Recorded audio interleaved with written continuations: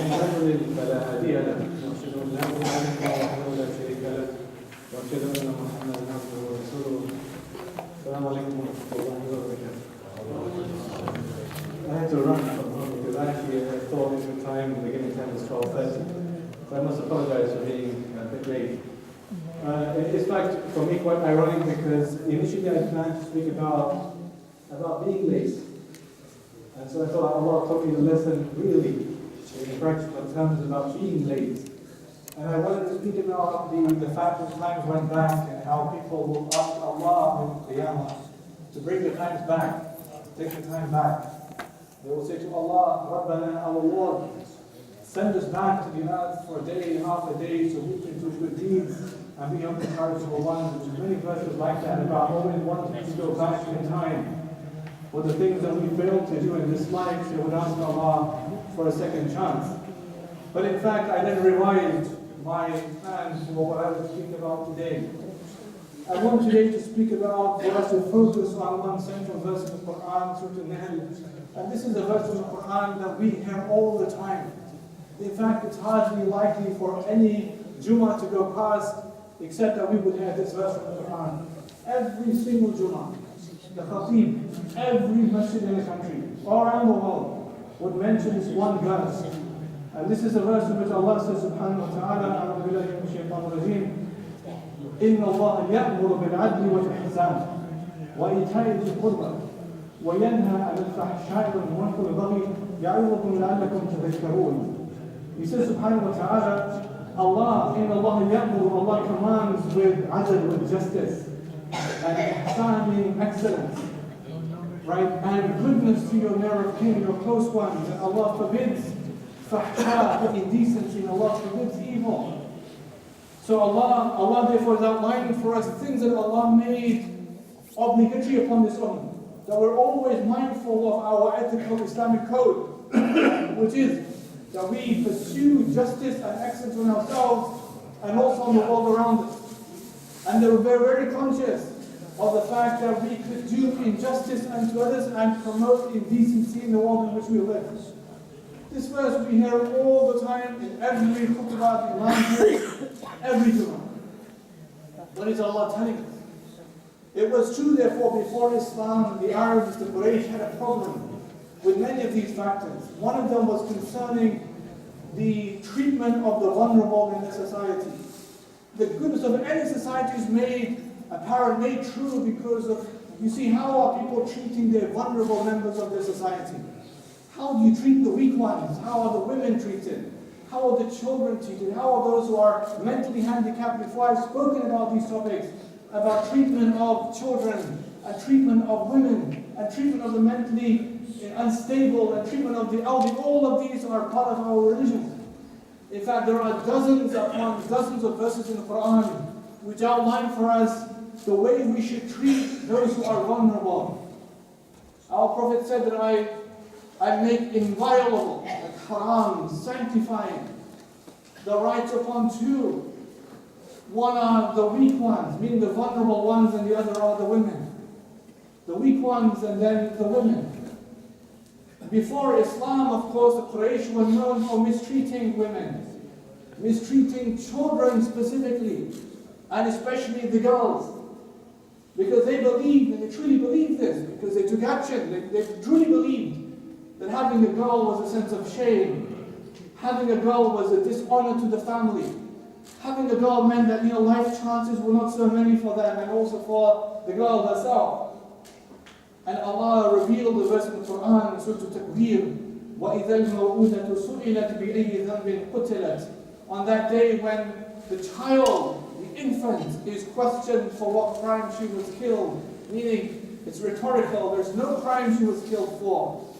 And there was a man, before Islam, Zayd bin Amr, a man who was from the Ahnaf, was from those who believed in Allah and His oneness even before the Prophet became a Prophet. There was a community of them. Abu Bakr, a person was one of them. And this man, Zayd bin Amr, was one of them. And our Prophet spoke about him from what he remembered of him later on. That this is a man who used to speak about Allah, in His oneness. Oneness of Allah. even used to attack the Quraysh sometimes for worshipping idols. But the other very notable thing about him was that this man used to go to the outskirts, to the desert, outside of Mecca, where the man used to think it was manly for them to bury their daughters alive. He used to go there. And he used to tell the fathers, don't bury your daughters alive, I will look after them. I will look after them. I will feed them. And I will shelter them. And I will clothe them. And when they reach a certain age, if you want them back, you can take them, but if you don't, I'll still keep them. And our Prophet said about him later on in Medina, he said, on Yawm al-Qiyamah, day of Qiyamah, every Nabi of Allah will stand with his ummah. Some will have a lot like this ummah. Others will have few, like Nuh alayhi salam. Small numbers, medium-sized numbers. And he said this man will stand by himself as an ummah. This man, Zayd ibn Amr, will stand by himself as an ummah by himself. Because he was mindful of two main things in our religion. One is Allah. Allah in His oneness. That is the true faith. Universal truth, La ilaha illallah. And second, this man had a concern for social justice. He was concerned about the rights of others. It is really disturbing. And really, it makes you feel really angry that there are cases of child abuse, of sexual abuse, of young girls, whatever their ethnicity or their color. Allah in the Quran gave nobility to all people. وَلَقَدْ كَرَّمْنَا بَنِي آدَمَ. Allah says, we have given nobility to the sons of Adam. It is therefore un-Islamic, against the essence of our religion, that you would see anybody else as less worthy, as undeserving, as easy prey. That is the most horrible thing in our faith. And I think it's equally disturbing for us when we have media reports saying that these are Muslim groomers. Muslim groomers in Rochdale, Muslim groomers in Oxford and Rotherham and other places, Huddersfield. As if the Muslim part means that they would be acting by the principles and tenets of their faith, in which Allah commands us to establish justice and excellence unto all. As it is, it's as if they're seeking closeness to Allah by doing what the horrific and evil things they're doing. As if there is some kind of a special heaven for them to attain, to achieve, by doing the evil and disgusting things that they're doing. There is nothing Islamic in whatever they're doing. What they're inspired by is the desires, is shaitan, is their own absence from religion. You could call them anything else, gangs, criminals, even if you're going to say it's like an ethnic thing because majority would be Pakistani or whatever. But to say that they're Muslim groomers, as if Islam advocates something like that, is absolutely horrendous. And it really makes us feel upset by them. There is, of course, the saying that Edmund Burke, he said that, for evil to prevail in any society, all it requires is for good men to say nothing. For evil to prevail in any society, all it takes is for good men to say nothing about the evil. Like in the Nazi time of the Nazis, when the man said, first they came for the communists, and I didn't speak because I wasn't a communist. And they came for the trade unionists, and I didn't speak because I wasn't a trade unionist. And then they came for the Jews, and I didn't speak because I wasn't a Jew. And then they came for me, but there's no one left to speak for me. Allah makes it upon every single one of us to have that obligation. Whoever among you sees an evil, let him change it with his hand. If he can't, with his tongue. If you can't, let him hate it in his heart. That is the weakest of all faith. Ibn Qayyim spoke about one was Shaytan al-Akhras, about the Shaytan who is mute. Like he knows it's just evil, but he doesn't speak. He's muted. He doesn't, the Shaytan, but he can't speak. We have an obligation, even if it's against ourselves. Allah in the Quran says, إِنَّ اللَّهَ يَأْمُرُ بِالْعَدْلِ وَالْإِحْسَانِ. Allah commands to justice and excellence. Even if it's going against yourselves, but the point is make the issue clear. Whatever happens to these very vulnerable young girls is absolutely abhorrent and evil and disgusting and very, very against our religion. It's so, Allah in the Quran, He says subhanahu wa ta'ala, قُلْ لِلْمُؤْمِنِينَ يَغُضُّوا مِنْ أَبْصَارِهِمْ وَيَحْفَظُوا فُرُوجَهُمْ ذَلِكَ أَزْكَى لَهُمْ. Tell the believing men to lower their gazes and to protect their private parts, and that is pure for them. And we're not even allowed in Islam to prolong the gaze, let alone the physical touch, let alone all the haram things that happen. Even all of that is forbidden in Islam. Allah in the Quran says, وَلَا تَقْرَبُوا الزِّنَا إِنَّهُ كَانَ فَاحِشَةً وَسَاءَ سَبِيلًا. Don't even come close to adultery, don't even come close to fornication. Because that, Allah said, that is fahishatan, that is indecent.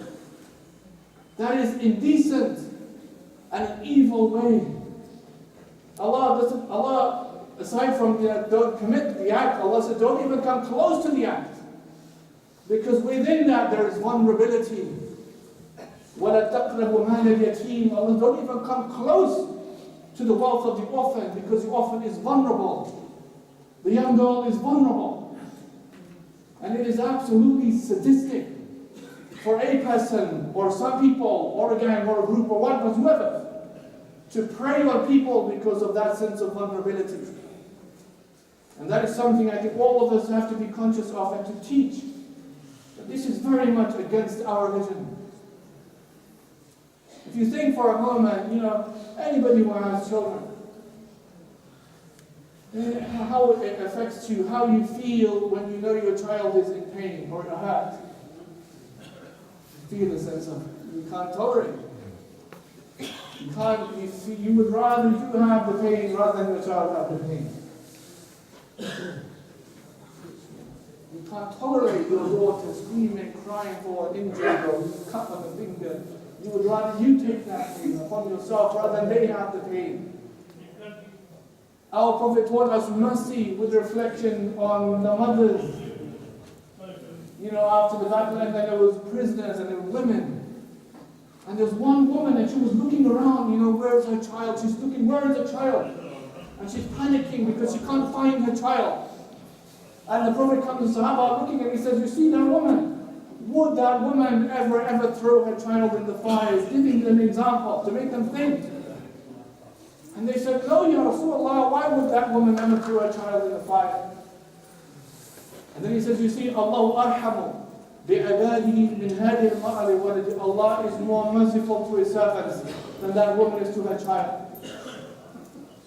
Letting that see, that woman, she has mercy for her child. Allah, of course, is Arham ar-Rahimin, the most merciful of the most merciful, but that woman has mercy for her child. A woman is pain. Imagine, Allah Akbar, the Prophet he would lead salah for Sahaba. And if he had a child crying, he would hurry the prayer. He would hurry the prayer because of the discomfort of the child and of the mother. Like if the mother is praying, the child and the child's crying, the Prophet would hurry the prayer, quicken it, so that the woman isn't feeling that discomfort over a child, and nor is a child feeling discomfort, and that's a baby. It's about having mercy for others. Our Prophet said, "Ar-Rahimun yarhamuhum ar-Rahman, irhamu man fil ard, yarhamukum man fis sama." The merciful ones are those whom the all-merciful shows mercy upon. Be merciful with those on the earth. And the one in the heavens, meaning Allah, will be merciful unto you. To treat others with mercy. This is how our Prophet taught us to be with others, with children, with the vulnerable, with the weak.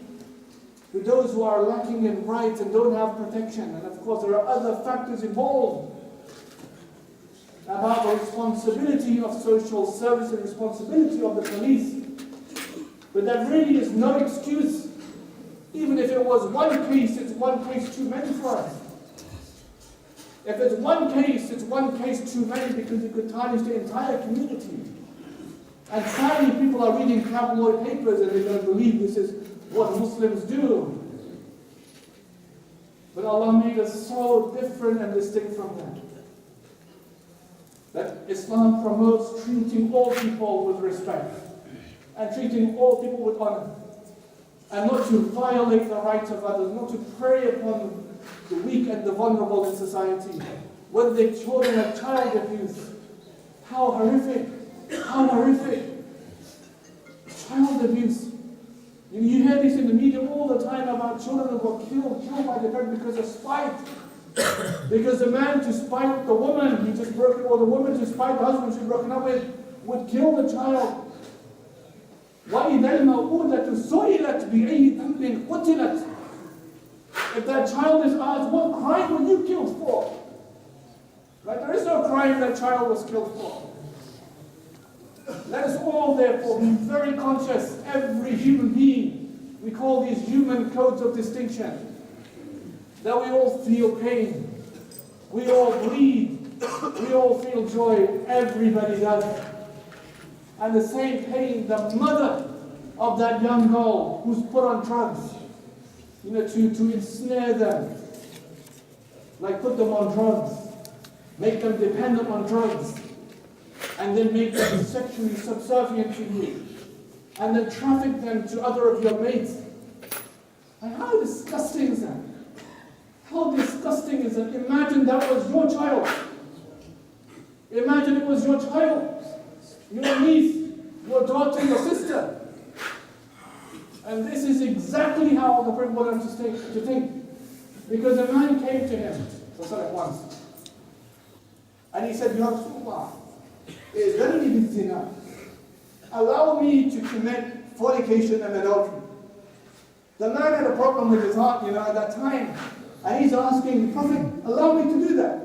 This is his desired temptation. The Prophet said to him, showed him, taught him. He says to the man, أَتُحِبُّهُ لِأُمِّهِ, would you like that to happen to your mother? And he said, no, by Allah, of course I wouldn't. And the Prophet then says, وَلَا النَّاسِ يُحِبُّ لِأُمَّةٍ, neither would the people love that for their mother. أَتُحِبُّ لِإِبْنَةٍ, would you like that for your daughter? No, by Allah.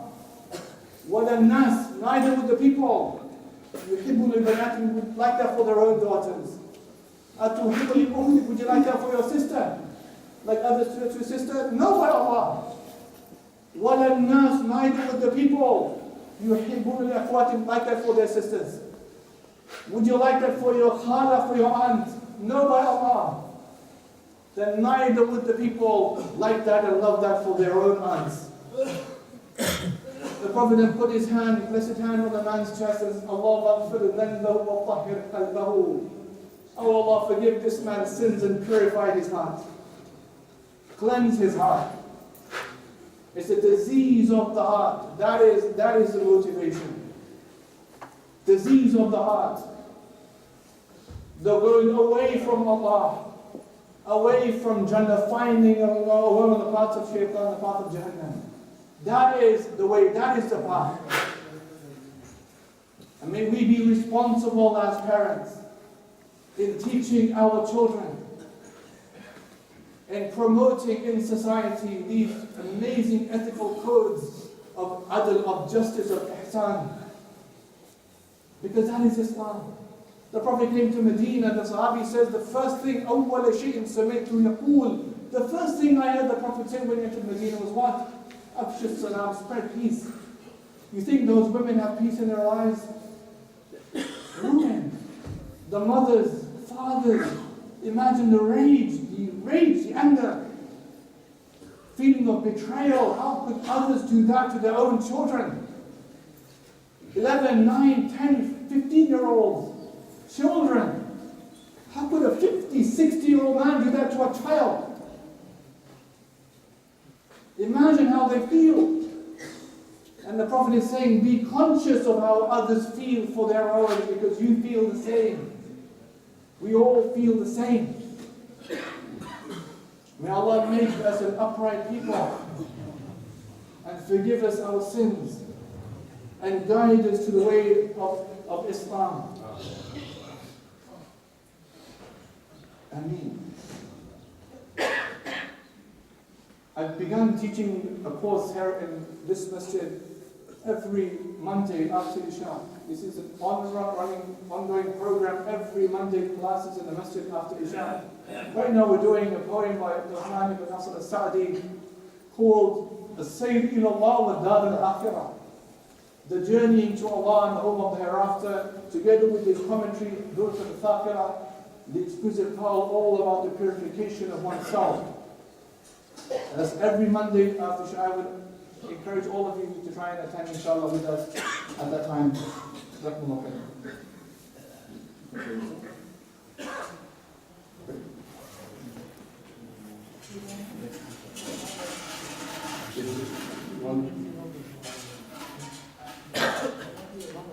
Okay, so should I finish now? Okay, 3 minutes. Okay. So, I mean, the other thing, of course, I wanted to speak about, before I thought this was more of a personal obligation, is about the element of time. You know, last week that the hours went back an hour.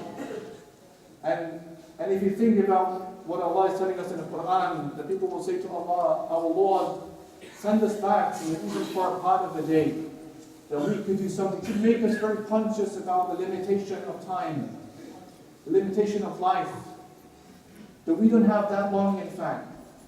And every moment could be a precious moment of coming closer to Allah and seeking His forgiveness and coming close towards the truth. Or it could be an hour spent on the other end of the spectrum. Sahaba would say, Ibn Adam, O son of Adam, in the layla wa nahari ya'malan feek fa'mal feekima. Son of Adam, the nights and the days are working hard on you. So why don't you work hard in them? And Allah in the Quran is taking oath by days and times of the day. Wal Fajr, wal Layalin Ashr, by Fajr and by the 10 nights. Wal Asr, in the Insan fi khusr, by the 2 time man is in loss. Right? And all of these, in fact, for us are a reminder. Ali ibn Abi Talib once says, إِلَتَحْلِتُ الدُّنْيَا مُجْبِرًا وَأَقْبَلَتِ الْآخِرَ مُقْبِلًا وَلِكُلِّ وَاحِدٍ مِنْهُمَا بَنُونَ. The world is on its feet and is walking away from you, and Akhirah is on its feet and is walking towards you. And he said, both of these have children. فَكُونُوا مِنْ أَبْنَاءِ الْآخِرَةِ. Be therefore the sons of the Akhirah. And don't be the sons of this life. فَإِنَّ الْيَوْمِ عَمَلْ وَلَا حِسَابِ. Because today there is action and no accountability. وَغَدًا حِسَابْ وَلَا عَمَلْ. And tomorrow there is accounting and there is no action.